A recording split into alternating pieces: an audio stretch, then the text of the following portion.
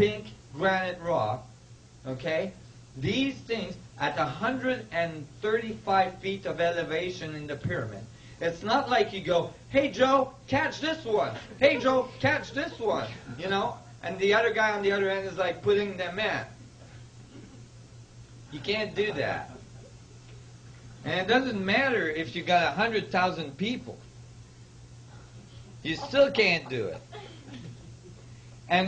And you know, they tell you they did that by rolling the rocks on logs.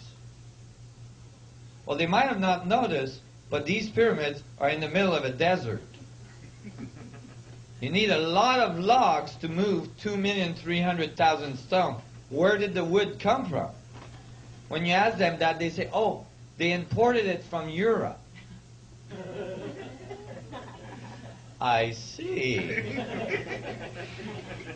Was this like some catalog, you know, 1-800 ordering?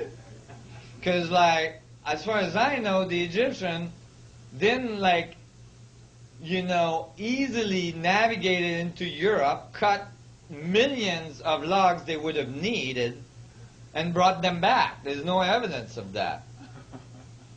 So, but even more fundamental, I'll ask you, you know, even more fundamental. The fundamental axioms of archaeology is that you observe and decode the remains of a civilization to understand its morses and its you know, its activities and all this, right? Okay. There is over 1 million hieroglyph walls in Egypt. Thousands and thousands of hieroglyph walls in Egypt. In the temples, in the tombs, everywhere. They tell us how they made love. They tell us how they eat. They tell us how they went to the washroom. They tell us everything about their life. Everything. Not one of those walls mentioned building the pyramids. What? They forgot? You're talking about something that would have taken a huge effort. You'd think they would have put at least a little wall somewhere saying, oh, by the way, we built the pyramids. No. None of that. In fact, the archaeologists say not only that the pyramids built, that the Egyptians built the pyramids, but they say that they built them as tombs. Okay. What's the evidence? Zero.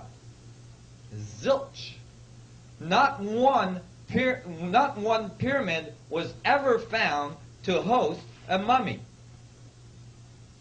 Not one mummy was ever found in a pyramid. Not one. And I'm not just talking about Egypt. I'm talking about all around the world.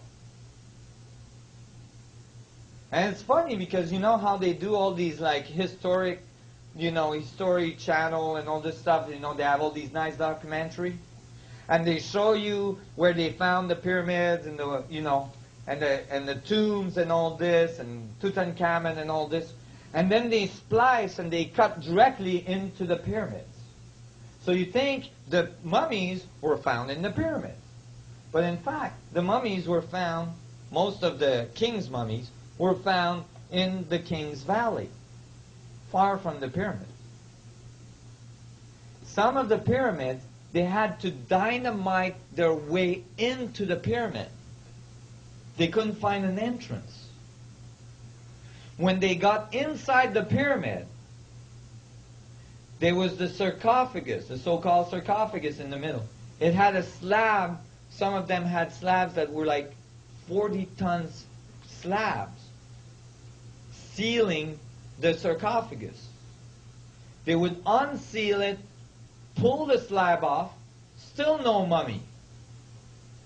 What was their conclusions?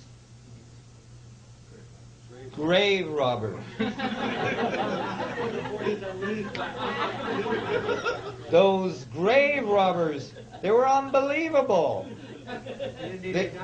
They just walked through the walls because they had to dynamite their way in. So those grave robbers got there before. They must have walked through the walls, got in there, picked up the 40-ton slab on top of the sarcophagus, pulled all the stuff out, including all the bones and everything else, which, wonder what they would do with, and then, closed it back up, resealed it, just to make sure they didn't disturb anything, and then walked back out with all of this stuff.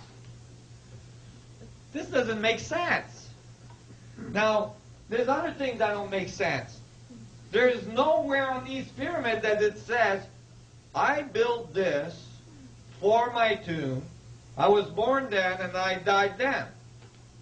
You'd think if you built such a great monument, at least you put your name on it. That's all logical. Pyramids were not tombs. Pyramids were not built by Egyptians.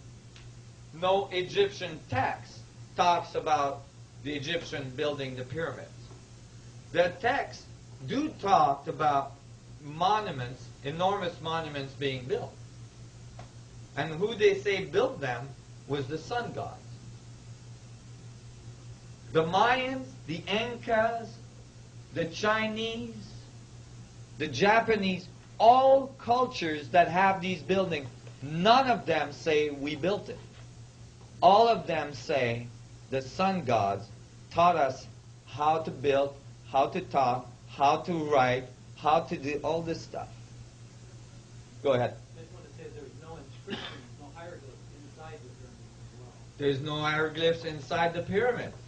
And Lord knows that the Egyptians put hieroglyphs everywhere. So why didn't they not write inside the pyramids?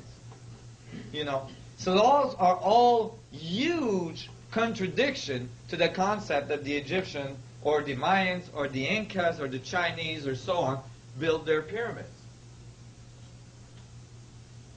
See what I'm saying? But what is it?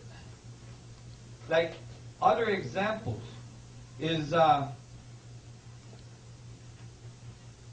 this puppy. The Sphinx. Most people think that the Sphinx is built. The Sphinx is not built. The Sphinx was carved. The Sphinx was carved right out of the enclosure of the Giza Plateau. Now, when you look at the paws of the Sphinx, you might notice that there's like brick-like structures on it, so it looks like it's built. Those are repairs that were done later in history. But the Sphinx was carved, and actually there's evidence that the head of the Sphinx was recarved. It used to be a lion's head, but it was recarved into a pharaoh's head by one of the pharaohs. However, there is erosion patterns on the Sphinx that is a telltale sign that the Sphinx had to be carved when there was a lot of rain hitting it because of the erosion on it. We know when the last time this area had a lot of rain, and that was approximately 10,000 years ago, which matches the Osirian temple at Abydos. Now, these blocks here consist of the Sphinx temple. They're the blocks that were removed from the side of the Sphinx to carve the Sphinx out. Now, if you were removing blocks from the Sphinx enclosure to build a temple in front with the blocks, would you use 100